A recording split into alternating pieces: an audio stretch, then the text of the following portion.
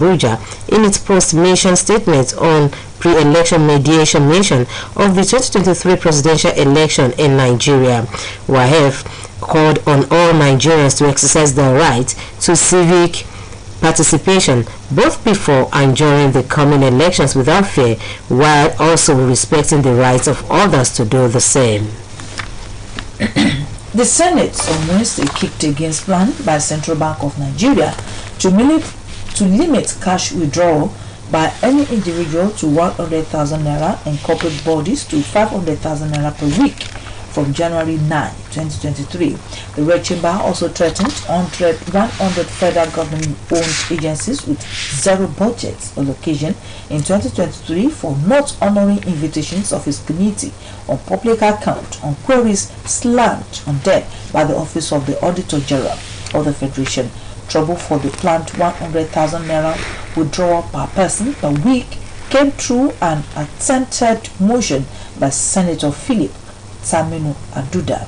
Senator Aduda, in the aborted motion, sought debate from all senators on the planned policy before the President of the Senate, Ahmed Lawan, intercepted him that it was too early to debate the policy. However, Lawan, in stopping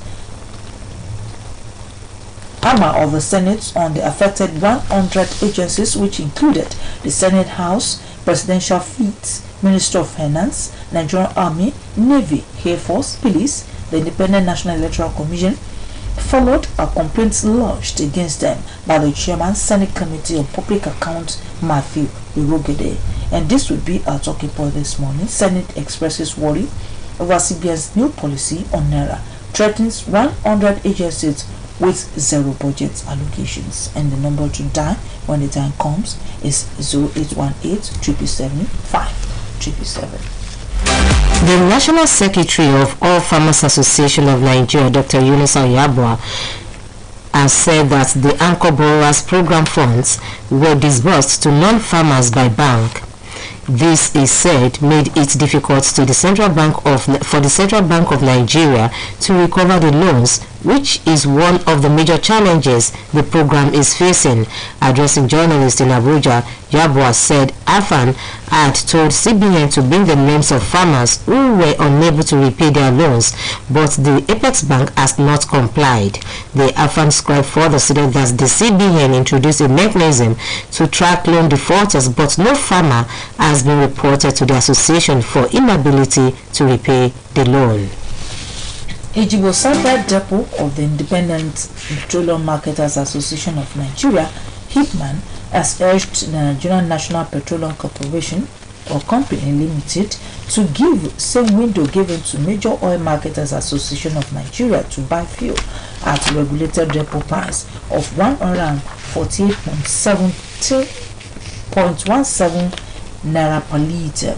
According to headlines, the chairman of HIPMAN Ejibo Depot, Mr. Akin Akinriade, made a plea in Lagos on Wednesday while addressing the media on the price disparity of petrol to HIPMAN members by depot owners. Akinriade wondered why private depot gets petrol from NNPCL at official rate of 148.717 per litre, but sell at 220 naira per litre ex depot price to HIPMAN. He, however, issued 7 days ultimatum to NNPCL to work out a concrete arrangement for HIPMAN to buy fuel at regulated price of 148.17 naira per litre.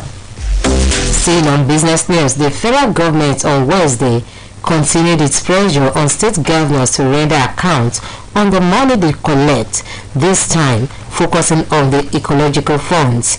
Last week, President Muhammadu Buhari accused the state chief executives of pilfering money belonging to the local governments, while the Minister of State for Budget and National Planning, Clement Agba, had also accused them of aggravating poverty through misplaced priorities. Appearing at the 8th edition of the President Muhammad Buhari scorecard media briefing in Abuja on Wednesday, the Minister of Environment, Mohammed Abdullahi, who is the latest to pile pressure stressed the need for the governors to account for the billions of naira they have collected on behalf of their states over the years, responding to reports suggesting that state governors were accusing the federal government over the deployment of the ecological funds following recent flood disaster in the country. He said any criticism directed at the central government is misplaced, accusing governors of shying away from blame.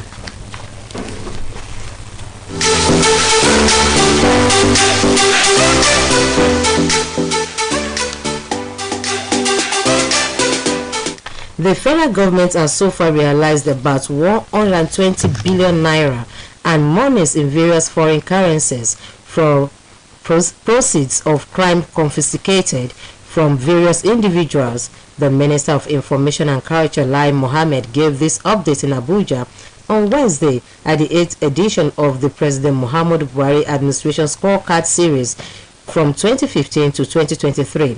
The edition featured the Minister of Environment, Mohammed Hassan, who provided key achievements of the administration in the environment sector. The Information Minister said the recovery followed the President's signing into the law of the Proceeds of Crime Recovery and Management Bill 2022 on May 12, 2022. According to him, the money will be used to fund some critical ongoing projects. He also announced that all relevant agencies of government have now opened confiscated and forfeiture properties accounts with the Central Bank of Nigeria.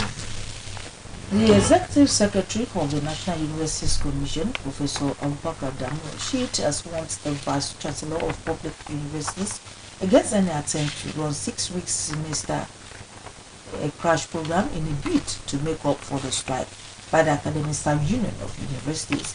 He gave the warning on Wednesday at an interactive session with the media as part of the programs making the 60th anniversary of the Commission. Rashid described ASU strike as the biggest threat to the stability of nation's university calendar, stating that there is hardly any two federal universities out of 50 with the same academic calendar because of the disruptions caused by ASU strike.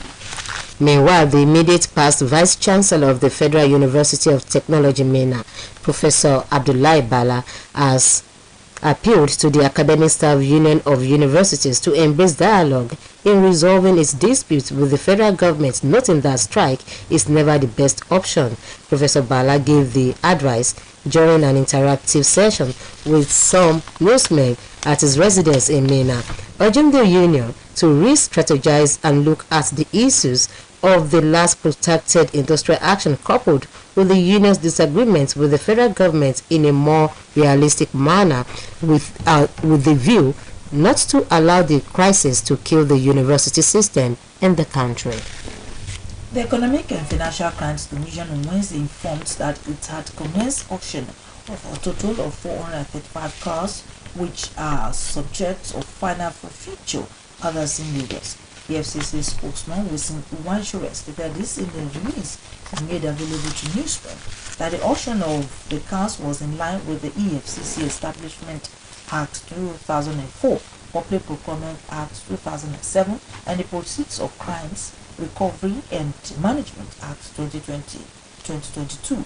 The exercise, according to him, which will take place across the commands of the Commission, started on Tuesday in Lagos with the inspection of items by the public, while the auction exercise began on Wednesday and continues today. The Independent Corrupt Practices and Other Related Offences Commission has confirmed the detention of Oladipo Daniel Oyebanjo, popularly known as D'banj, over ongoing investigation into alleged diversion of Empower program funds. Mrs. Azuka Ogugwa, the commission spokesperson, said this in a statement issued on Wednesday in Abuja. According to reports, Ogugwa said that the investigation followed numerous petitions on the diversion of Empower funds running into billions of naira. She said many Empower beneficiaries had complained over the non-receipt of the monthly stipends in spite of payments by the federal government. And our view segment this morning, we're taking a look at Senate expresses worry over CBN's New policy on Naira threatens 100 agencies with zero budget allocations.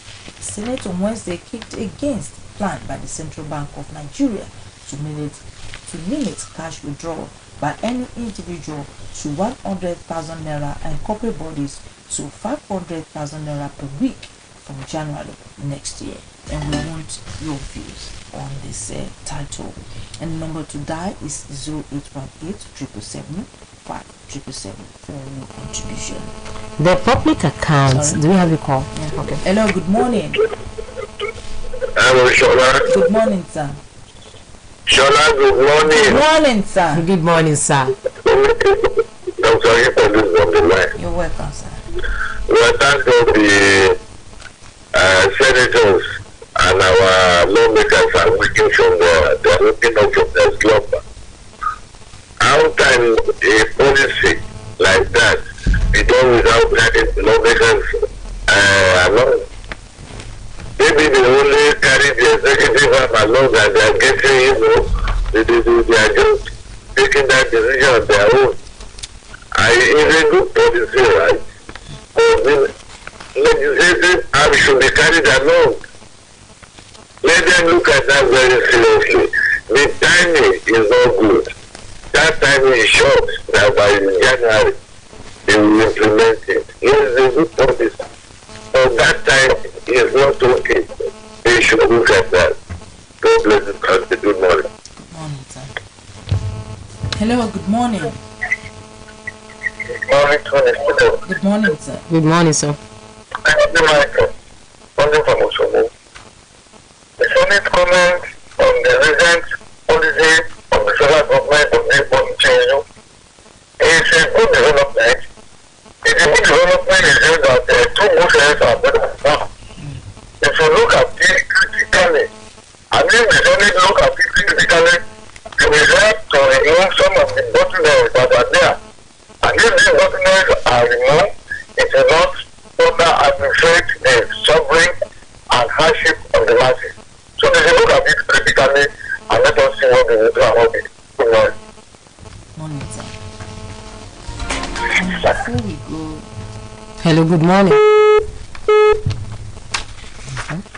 government suspected to be bandits on Tuesday night attacked Arab Road Extension 2 in Kubwa district of the Federal Capital Territory, killing one person and leaving one other person unconscious. Hello, good morning. The bandits also abducted a youth corps member identified as Adenike and 7 others. The corps member, who is only the daughter of her parents, was abducted when the bandits stormed some buildings in the area, shoot sporadically, and whisked away their victims at random. Hello, good morning. Hello. Good morning. Good sir. morning. Yeah.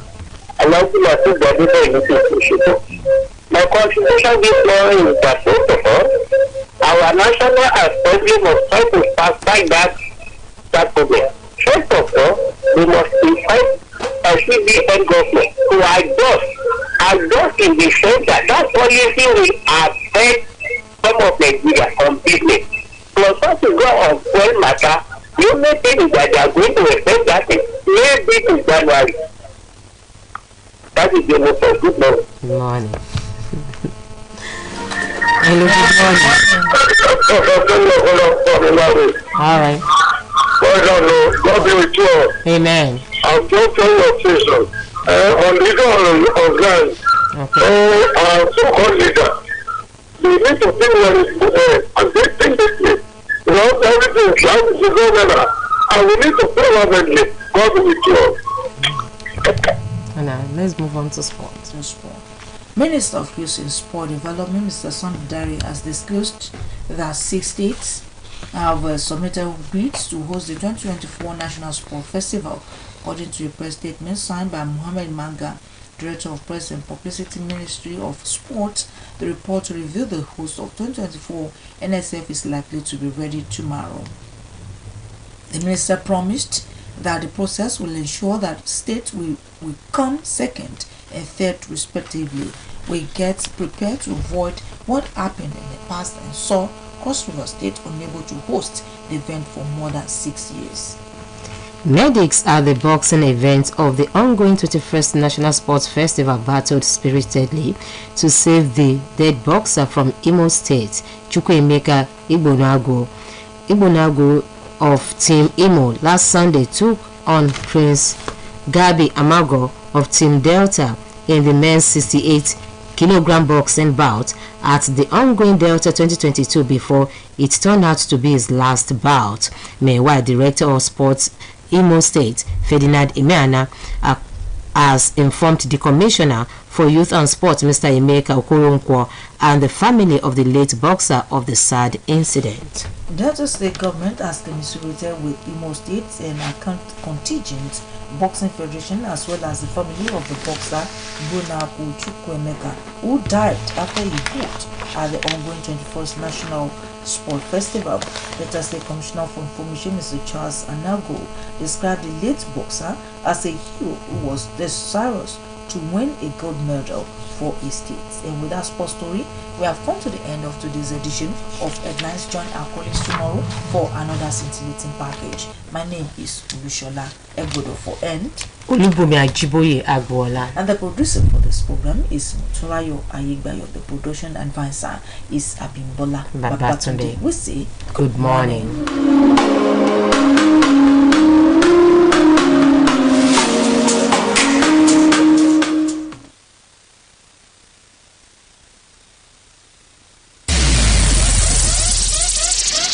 It's entertaining, it's educating, really informative, qualitative news as it breaks.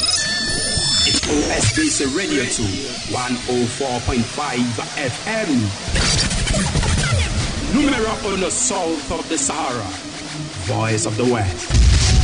Hello, alábàágbé mi. Mo ní kí wá bẹ̀yìn wò ni. Ìyá Bíọ́lá, àlàáfíà la wà. Ẹ ṣeun. Mo kọ yín kọ̀. Wọ́n wà. Ẹ̀yin náà ńkọ́? Kódà ìyá mi lábúlé gan wà lálàáfíà. Ìyá Bíọ́lá, ṣé kò sí? Mẹ́wòó. Ìtasọ́sọ́ jọ̀lọ́ fún yín ò jẹ́ rí mú mi o. Ni mo bá ní wá fọwọ́ ara mi tún ara mi ṣe. Ẹ wọlé wá jẹ́wọ́ jàre. Àgbẹ̀ ìyẹ̀fun ìsẹ̀bẹ̀ ọ̀ngá jọ̀lọ́ọ̀fù tuntun dé o. Ohun ìsẹ̀bẹ̀ tó ń fúnrẹ́sì jọ̀lọ́ọ̀fù yín lójúlówó adùn àti ìtasọ́sọ́ jọ̀lọ́ọ̀fù tí ò ṣeé kọ̀ sílẹ̀. Onga, Mama's helping hand. Nínú ìsinmi yìí, a kí ọ kú àjọyọ̀ tó kún fún ìfẹ́, ọ̀pọ̀ inú dídùn, àkúwọ́sílẹ̀ ìrántí ohun rere má ní gbàgbé pẹ̀lú oúnjẹ aṣaralóore Peak Protein Breakfast. Bẹ́ẹ̀ni, máa ṣe Peak Mass láràárọ̀ pẹ̀lú adùn Peak Protein Breakfast láti ọ̀dọ̀ gbogbo wa ní Peak. A kí ọ kú àjọyọ̀ Peak Mass. Peak. Reach for your peak. Have a merry Peak Mass.